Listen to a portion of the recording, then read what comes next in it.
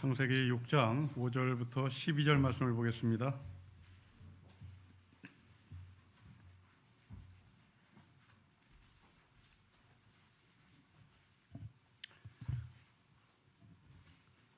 (6장 5절부터 12절) 말씀을 우리 한 절씩 교독하겠습니다. 여호와께서 사람의 죄악이 세상에 가득함과 그의 마음으로 생각하는 모든 계획이 항상 악할 뿐임을 보시고 이르시되 내가 창조한 사람을 내가 지면에서 쓸어버리되 사람으로부터 가축과 기는 것과 공중의 새까지 그리하리니 이는 내가 그것들을 지었음을 한탄함이니라 하시니라. 이것이 노아의 족본이라. 노아는 의인이요 당대의 완전한 자라. 그는 하나님과 동행하였으며 그때 온 땅이 하나님 앞에 부패하여 포악함이 땅에 가득한지라. 하나님이 보신즉 땅에 부패하였으니 이는 땅에서 모든 혈기 있는 자의 행위가 부패함이었더라. 아멘. 노아를 묵상합니다. 우리가 잘 알고 있는 홍수 속에서 살아남았던 사람입니다. 모든 민족, 모든 역사는 다 홍수의 이야기를 가지고 있습니다. 메소포타미아 문명에서도 홍수 이야기가 있고, 또한 문명의 출발이라고 여기는 수메르 문명에서도 이 홍수 이야기가 있습니다. 그리스 시대에도 홍수 이야기가 있습니다. 중국에도 홍수 이야기가 있습니다. 우리나라는 전체 민족에 대한 홍수 이야기는 없으나 지역 가운데는 홍수 이야기가 있는 지역이 있습니다. 인천이 그렇습니다. 인천의 대표적인 산이, 인천의 주산이 문학산이라는 산이 있습니다. 그 산에는 주암바위가 있습니다. 배주자 그리고 돌덩이 암자입니다. 다시 말하면 노아가 만든 배와 같은 그림을 연상시키는 주암바위가 그 산에 있습니다. 그런데 이 홍수 사건, 이 홍수의 이야기가 가장 오래된 문헌은 안타깝게도 성경이 아닙니다. 인류의 최초의 문명이라고 여기지는 수메르 문화 속에, 수메르 문명 속에 이 홍수 이야기가 글로 전달되는 문헌이 있습니다. 그 문헌은 길가메시 서사시라고 하는 책입니다. 이 길가메시 서사시에 나오는 홍수 이야기는 성경에 나오는 홍수 이야기가 90%가 비슷합니다. 아주 약간의 차이, 거의 100%라고 해도 과언할 정도로 약간의 차이가 있습니다. 그 차이는 새가 3마리가 나옵니다. 성경은 새가 2마리가 나오죠.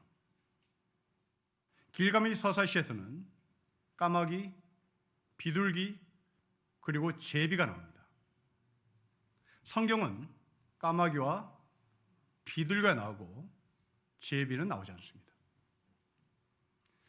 결국 무엇을 말하나 성경은 창조적인 이야기를 누군가가 만들어낸 것이 아니라 길가메시 서사시에서 나오는 그 창조의 이야기, 그 홍수의 이야기를 히브리 사람들의 관점에서 재편집을 한 것이고 히브리 사람의 관점에서 신학화했다고 하는 것을 우리는 인정할 수밖에 없습니다.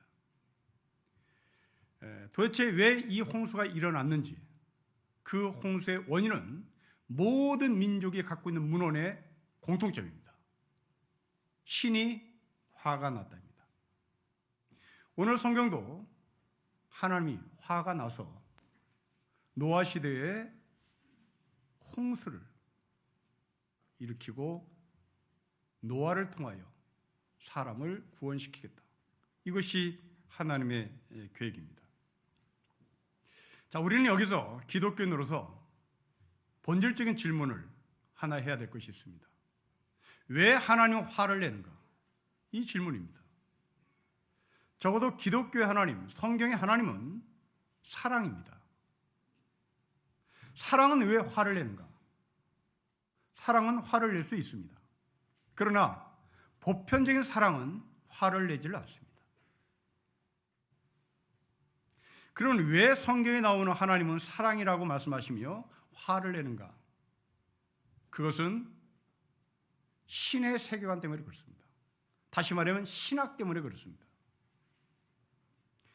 이 지구에는 유일신을 신앙하는 종교가 있고 다신교회, 신앙의 종교의 형태가 있습니다. 유일신교를 가지고 있는 신학은 이슬람, 유대교, 그리고 기독교입니다. 이 유일신관을 갖고 있는 이 종교는 신이 무지무지 화를 냅니다.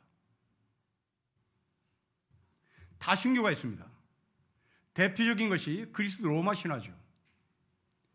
이 그리스 로마 신화에 나오는 신들, 이 신들은 화를 내지만 유일신관이 갖고 있는 화를 내는 것이 아니라 친구 관계 속에서의 화를 내는 분노입니다. 유일신관에서는 하나님이 친구가 될 수 없습니다. 하나님은 주인이어야 되는 겁니다. 다신교에서는 하나님이 신이 친구입니다. 주인이 되지 않습니다. 자, 잘 어려우니까 비유를 드리겠습니다. 여러분들이 보험을 든 분들이 계실 겁니다. 사방팔방으로 보험 든 사람, 보험을 하나 든 사람의 차이입니다. 이 자본주의 시대의 신은 돈이니까요. 그 돈을 상징하는 것이 보험입니다. 사방팔방으로 보험을 든 사람, 회사 하나가 망해도 괜찮은 겁니다. 한 2개 정도 무너져도 괜찮습니다. 그런데 보험을 하나밖에 들지 않은 사람, 그 회사가 무너지면 끝장나는 겁니다. 이게 주종입니다. 이게 주인과 종의 관계입니다. 이쪽은 주종의 관계가 아닙니다. 이건 친구의 관계입니다. 이 친구의 관계가 지금 이 시대를 지배하는 생각입니다. 이것을 우리는 소위 네트워킹 한다고 표현하죠. 이 네트워킹이라는 단어가 나올 때까지는 우리는 합종연횡이라는 단어를 자주 썼습니다. 이 합종연횡, 네트워킹, 이것은 유튜브로 넘어갑니다. 좋아요, 구독, 팔로워. 좋아요, 구독, 팔로워가 네트워킹이고, 이 네트워킹이 친구를 얼만큼 많이 사귀느냐, 이것이 자신의 출세의 가름길고, 그리고 자기가 출세했다는 증거가 되는 겁니다. 그런데 성경이 말씀하시는 이 유일신교, 이분은 세상에서 만나는 신이 아닙니다. 이렇게 풍요한 곳에 만나지 않습니다. 이렇게 돈이 많고 풍요하고 기름진 곳에 만나는 하나님이 아닙니다. 성경의 유일신의 하나님은 광야에서 만납니다. 광야의 하나님입니다. 광야는 길이 없습니다. 광야는 길이 있어봐야 딱 하나밖에 없습니다. 그런데 기름진 곳은 길이 굉장히 많습니다. 사방팔방 뚫려 있습니다. 이 사방팔방으로 뚫려 있는 기름진 곳에서의 신은 친구해야 되는 겁니다. 그 친구와 함께 이 길이 잘 뚫려 있는 곳을 서로 조언해가며 룰루랄하며 길을 걸어가는 겁니다. 그러나 광야의 하나님은 친구가 될 수 없습니다. 친구는 조언을 해줄 수 있으나 결정을 하진 않습니다. 결정은 내가 해야 되는 겁니다. 그런데 광야의 하나님, 유일신의 하나님은 그분이 주인 되셨기에 그분이 나에게 결정을 내려야 되는 겁니다. 그리고 우리는 그분의 결정에 따라야 합니다. 왜냐하면 주인이기 때문에 그렇습니다. 자, 여러분들은 인생이 기름진 곳입니까? 여러분의 인생은 광야입니까? 여러분들의 인생이 기름진 곳이라면 여러분들의 하나님은 친구입니다. 그 친구는 소풍 갈 때 필요한 사람입니다. 소풍 갈 때 필요한 그 친구는 나에게 조언을 해줍니다. 그런데 그 조언이 나에게 쓴소리면 거부할 수 있습니다. 나에게 도움이 되면 받아들이는 거죠. 그러나 인생이 광야길이고 그 광야길에서의 하나님은 친구가 아니라 그 하나님은 나에게 주인이기 때문에 그분이 하는 말에 내가 취사 선택할 수가 없습니다. 왜냐하면 그분은 나의 생명줄을 쥐고 있기 때문에 그렇습니다. 나는 그분을 등 돌리면 죽습니다. 광야의 길을 모르기 때문에 그렇습니다. 여러분, 이런 세계관은 고스란히 우리의 삶의 윤리로 드러납니다. 여러분, 우리 중에는 친구를 많이 사귀면 사귈수록 좋다고 주장하는 사람이 있습니다.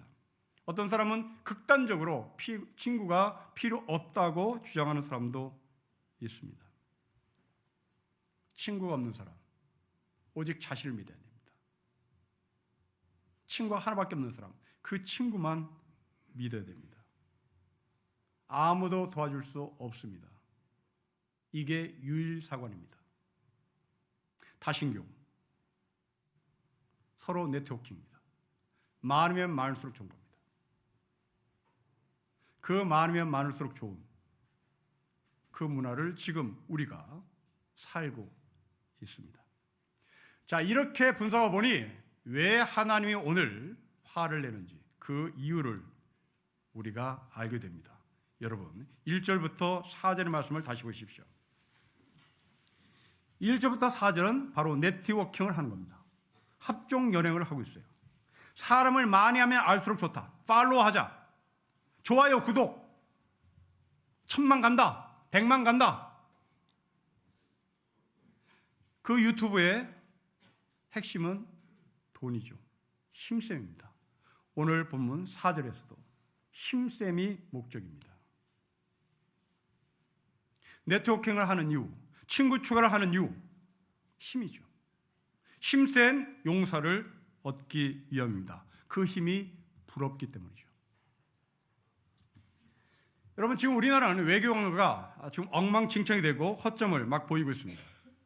미국 정보기관이 우리나라 대통령실을 도감청했기 때문에 그렇습니다. 1978년에 우리나라 고등학교 학생들이 데모를 한 적이 있습니다. 고등학교 학생들이요. 길거리 나왔습니다. 스크럼을 짜고 나왔습니다. 1978년이면 엄혹한 독재 유신 정권 시절입니다. 당시의 대통령 박정희였습니다. 고등학교 학생들이 거리로 뛰어나왔습니다. 박정희를 반대하기 위하여? 그렇지 않습니다. 박정희를 옹호하기 위함입니다. 고등학생들이 데모를 하러 나온 목적은 미국이 청와대를 도청했다는 소식을 듣고 당시 정권은 고등학생들을 관제 데모로 끌어냈습니다. 그 관제 데모로 끌려 나온 고등학생은 데모를 하며 애국심, 민족심, 뭉클한 감정을 가졌습니다. 이제 40년이 훨씬 넘었습니다. 강산이 4번씩이나 바뀌었습니다. 또다시 미국이 우리나라 대통령실 도감청을 했습니다.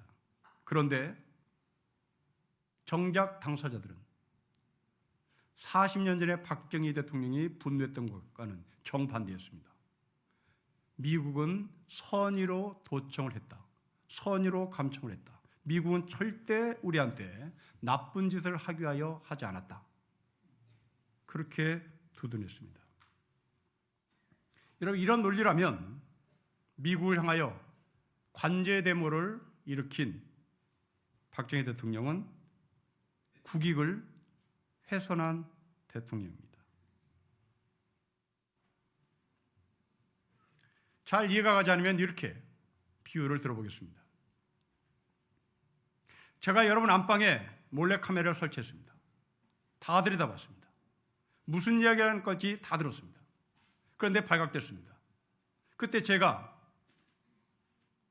신방을 하는 중이었어요. 카메라로 신방했습니다. 선의로 한 거예요. 그럼 여러분들은 우리 목사는 절대 그럴 리 없지. 맞아. 내 안방에 카메라를 설치한 이유는 내가 아픈지, 내가 어디에 문제가 있는지 도와주려고 그럴 거야. 그렇게 생각할 분이 여기에 계시다면 손들어 보십시오. 제 전 재산을 다 드리겠습니다. 그런데 우리나라 관료들은 그것이 선이었다. 여러분, 왜 이런 말을 했을까요? 왜 선의로 했다고 말했을까요? 그들의 핵심은 힘을 숭배하기 때문에 그렇습니다. 미국이라는 힘, 그것이 신성 불가침의 영역이라고 생각하는 거죠. 여러분, 이런 사고를 갖고 있는 사람들은 자기가 매를 맞아도, 자기가 뒤통수를 당해도 분노하지 않습니다. 아, 내가 힘이 없어서 그렇지. 그리고 자기를 비하해요. 그러며 생각합니다. 야, 미국은 정말 대단하다. 못하는 게 없네. 그러니 나는 앞으로 더 잘해야 되겠다. 앞으로 안방에서 말할 때도 미국 비판한 말 절대 하면 안 되겠다. 화장실에 숨어서도 미국 비판하면 안 된다. 미국은 나의 모든 걸 다 알아. 그러니 껌뻑 죽어야지. 자신을 대단히 겸손하게 비하하죠. 그런데 노아는 그렇지 않았습니다. 여러분, 8절을 보십시오. 우리 8절을 같이 읽겠습니다. 시작. 그러나 노아는 여호와께 은혜를 입었습니다. 모든 사람이 합중 연행하고 모든 사람이 네트워킹해서 큰 용사를 얻기 위하여 친구 추가 할 때, 보험을 사방팔방 들을 때, 그러나 노아는 하나님께 보험 들었다. 하나님께 은혜를 입었습니다. 여러분, 노아라는 이름의 뜻은 위로라는 의미입니다. 노아의 아버지가 라멕입니다. 가인의 후손에도 라멕이 있습니다. 가인의 후손 라멕은 나 건드리면 다 죽이겠다, 엄포를 오고 공포를 펼쳤던 사람입니다. 반면에 노아의 아버지 라멕은 아들을 낳고 이 합종 연행하고 네트워킹하고 힘을 숭배하고 그 힘 앞에 납작 엎드리는 세상에서 너는 위로하는 사람이 되기를 소망한다 라는 이름으로 이름을 지어줬습니다. 여러분, 1절부터 4절의 말씀을 다시 되돌아보십시오. 그렇게 합종 연행을 하면 누군가가 손절당했겠죠. 힘이 없다는 이유로 손절당했을 겁니다. 나에게 위익이 없다고 팽당했을지 몰라요. 그 사람을 찾아가서 노아는 위로해 주기를 소망하는 마음으로 아버지는 자기 아들에게 노아라는 이름을 지어줬습니다.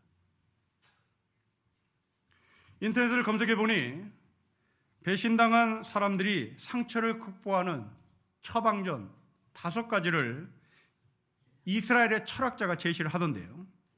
참고로 여러분들에게 소개를 해보겠습니다. 냉정하게 상황을 주시하고 자극이 되는 것을 피하라. 스스로 상처를 후벼파는 행위를 멈춰라. 상처를 빨리 아물게 하고 싶어서 약을 너무 쓰지 마라. 흉터가 남지 않도록 딱지가 떨어질 때 조심하라. 앞뒤가 다른 사람은 절대로 손을 잡아주지 마라.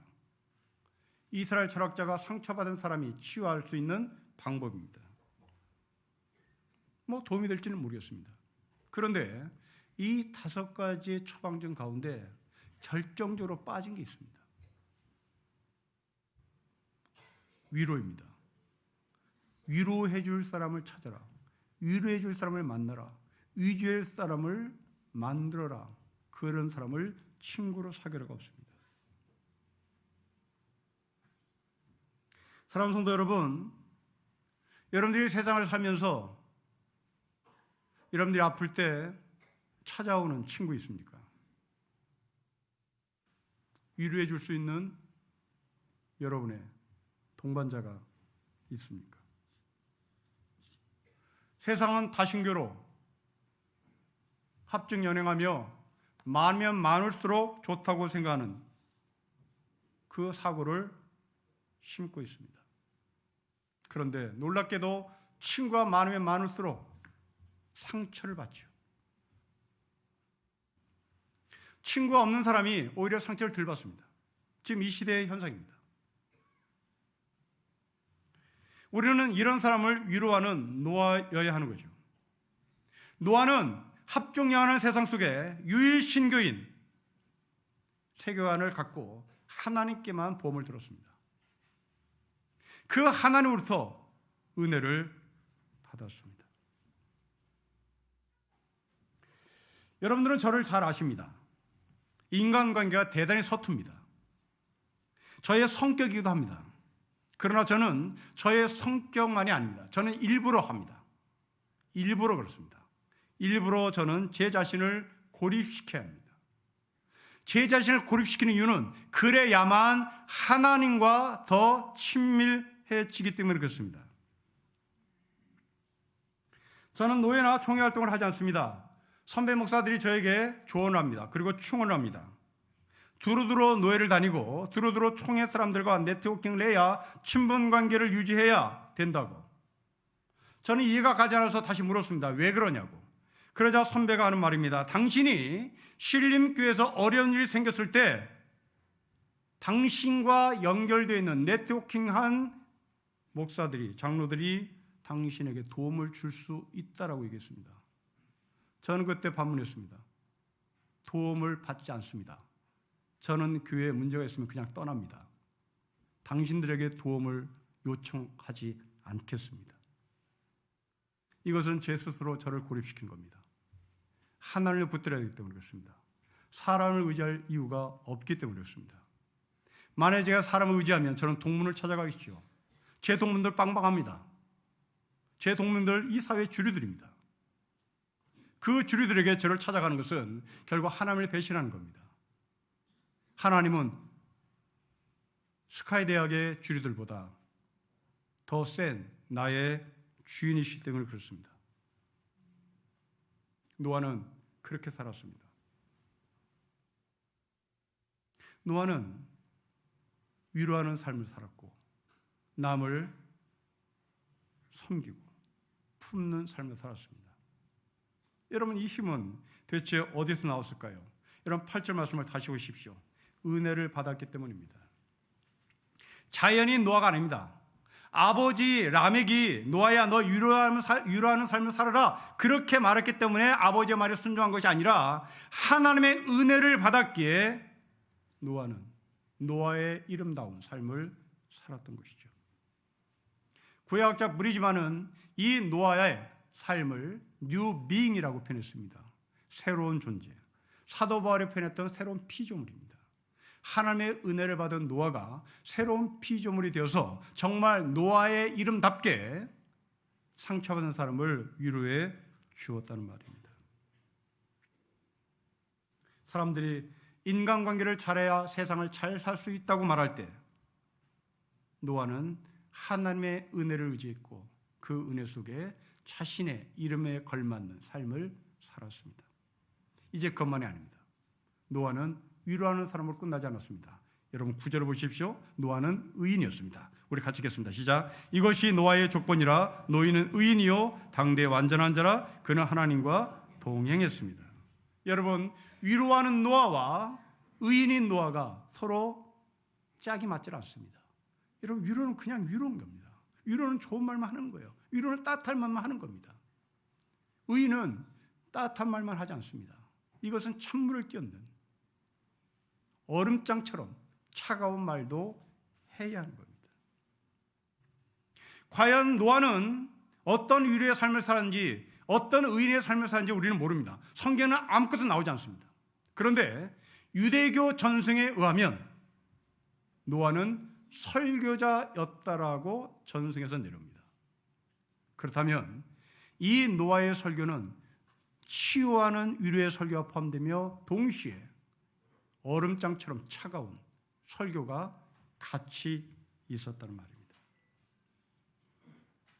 여러분, 설교의 삶입니다. 설교자는 위로하는 삶과 함께 얼음장처럼 차가운 정신 차리게 만드는 설교가 있어야 하는 겁니다. 소아시아 7교회에 라오디게아라는 교회가 있습니다. 이 라오디게아 교회에 대해서 사도 요한을 통하여 하나님의 말씀을 한번 다시 들어보십시다. 라오디게아 교회의 신부님들에게 이렇게 써 보내라. 아멘의 신분이요 신실하시고 참되신 증인이시요 하나님의 창조의 처음이신 분이 말씀하신다. 나는 너의 행위를 안다. 너는 차지도 않고 뜨겁지도 않다. 너가 차든지 뜨겁든지 하면 좋겠다. 너가 이렇게 미지근하여 뜨겁지도 않고 차지도 않으니 나는 너를 내 입에서 뱉어버리겠다. 너는 풍족하여 부족한 것이 조금 없다고 하지만 실상 너가 비참하고 불쌍하고 가난하고 눈이 멀고 벌거벗은 것을 알지 못한다. 그러므로 나는 너에게 권한다. 너가 부유하게 되거든 불에 정련한 금을 내게서 사고 너의 벌거벗은 수치를 가려서 드러내지 않으려거든 흰옷 사서 입고 너의 눈이 밝아지려거든 안약을 사서 눈에 발라라. 라오디가 교회를 하나님께서 입에서 토악질 해버리겠다 말씀하셨습니다. 이유, 뜨겁지도 차갑지도 않았기 때문입니다. 여러분, 뜨거움 위로입니다. 열정입니다. 차가움 징계입니다.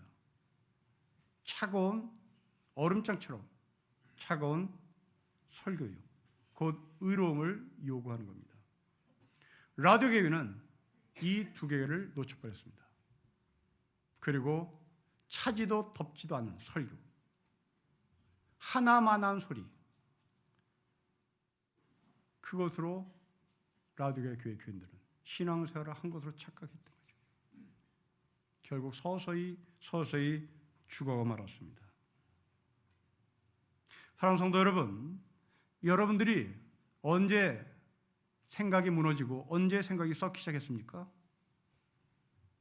그렇습니다. 여러분들이 처음 집을 살 때입니다. 집 살 때 무너집니다.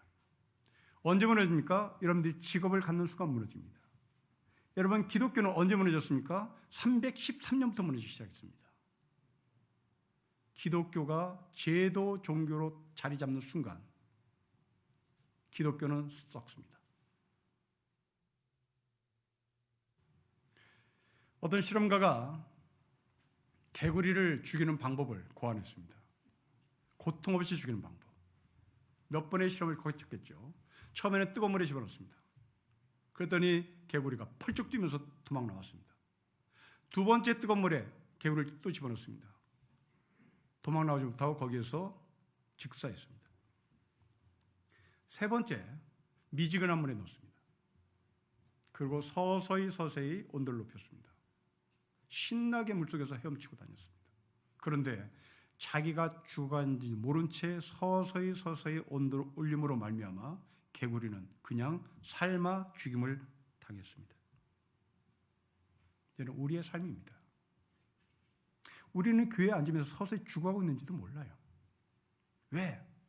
하나만한 설교를 들으니까요. 하나만한 설교를 들으니 그냥 우리는 꼬뻑꼬뻑 졸고 앉아있는 겁니다. 그리고 딴 생각하고 있는 거죠. 그러다가 얼음장처럼 차가운 설교가 오면 우리는 눈을 번쩍 뜨는 거죠. 라디오교는 이것이 부족했습니다. 차가운 얼음장 같은 설교를 했는데 불구하고 잠을 잔다. 그건 대단한 실력입니다. 노아는 위로하는 자요 또한 의인이었습니다. 여러분, 초등학생이 중학생이 내일 새벽 기도에 나왔다고 가정합시다. 제일 폭탄을 맞는 사람 누굴까요? 제일 얼음 같은 긴장감을 가진 사람은 누굴까요? 목사입니다. 장로겠죠. 장로와 목사들에게 얼음장처럼 차가운 설교를 이 초등학생이 새벽 기도를 나오면서 몸으로 하고 있는 겁니다. 그런데 목사가 장로가 새벽 기도 나와서 뭐 이러면 되겠지, 이 정도는 되겠지, 이 정도는 되겠지. 그러면 여러분들은 개구리가 말라 죽어가는 것처럼 그렇게 서서히 죽어가는 겁니다. 교회 안에서 우리는 차가움을 지적할 수 있어야 되는 거죠. 동시에 성도들 가운데 경조사가 있을 때 찾아가서 위로를 해야 하는 것이 바로 노아의 삶입니다. 여러분들이 신령교를 다니면서 한 번도 경조사를 참석하지 않았다. 여러분들이 신령교 교회는 아닙니다. 그냥 나가세요. 다니지 마세요. 위로, 차가움, 이 두 개 하나도 없다면 여러분들 뭐하러 신앙생활 합니까? 뭐하러 교회를 다닙니까? 무슨 공동체 다닙니까? 그리고 여러분들 아버지가 돌아가셨을 때 교회가 와주기를 바랍니까? 그건 얌체죠. 그건 얌체입니다. 결국 신앙생활이라는 것은 시간 안에서 내가 어디로 가고 있나를 확인하는 겁니다. 갈 길이 없어요. 길은 하나예요. 사방팔방 열려있지 않습니다. 그 길에서 때로는 위로를, 때로는 차가운 얼음장 같은 하늘의 말씀을 들으면서 가야 하는 겁니다. 군대를 다니신 여러분, 신병교육대 가서 제일 먼저 하는 게 뭡니까? 총 쏘는 법 가르쳐주지 않아요. 제일 먼저 하는 일은 앞으로가 뒤로가 좌양우 우양우입니다. 왜? 군대가 공동체가 되어서 전쟁을 해야 되는 한 길밖에 없기 때문에 그렇습니다. 전쟁이 사방팔방으로 이길 수 있는 길이 있다면 뭐하러 우리가 좌양우 우양우를 하겠습니까? 전쟁은 한 길밖에 없는 겁니다. 여러분, 인생은 전쟁이에요. 그 전쟁에 우리가 갈 승리의 길은 딱 하나가 있는 겁니다. 징기스칸이 전 세계를 왜 제패했습니까? 역사학자들은 두 가지를 꼽습니다. 첫째, 절대 정복을 해도 성을 쌓지 않는다. 징기스칸 수하에 있는 장군이 한 말입니다. 성을 쌓다간 다 죽는다. 성을 쌓는 자는 반드시 망한다. 성을 쌓지 않았습니다. 두 번째, 징기스칸 군대는 군장이 대단히 가벼웠습니다. 당시 적군이었던 유럽 군병들은, 유럽 군사들은 군장이 70kg였습니다. 그런데 징기스칸 군대는 거기에 10분의 1밖에 되지 않았습니다. 7kg이었습니다. 그들의 음식은 육포였습니다. 말린 육포를 씻고 다녔습니다. 전쟁하는데 아무 부족함이 없는 체력, 아무 부족함이 없는 영양소가 다 공급을 받을 수 있었습니다. 여러분, 신앙생활도 마찬가지입니다. 노아는 한눈을 팔지 않았습니다. 세상의 모두 힘을 숭배할 때 자기는 하나님을 찬양했습니다. 사랑하는 성도 여러분, 우리는 하나님께서 왕같은 제사장으로 부르셨습니다. 하나님은 지금도 우리를 통하여 세상이 구원받기를 원하십니다. 하나님은 노아를 통하여 세상을 구원시키기를 원하셨듯이 이 광야 같은 세상 속에 한 길을 가고 있는 우리를 통하여 하나님은 세상을 구원하시기를 원하십니다. 한 주간도 하나님의 은혜 속에서 위로자로 삽시다. 하나님의 은혜 속에서 의인으로 삽시다. 뜨거움과 차가움이 균형 잡힌 신앙인으로 살기를 주의 이름으로 축복합니다. 기도하겠습니다. 하나님 아버지, 은혜 속에 위로가 있습니다. 은혜 속에 차가움이 있습니다. 은혜 속에 우리가 세상을 살리는 노아의 삶을 살게 해 주십시오. 주 예수 그리스도의 이름으로 기도합니다. 아멘.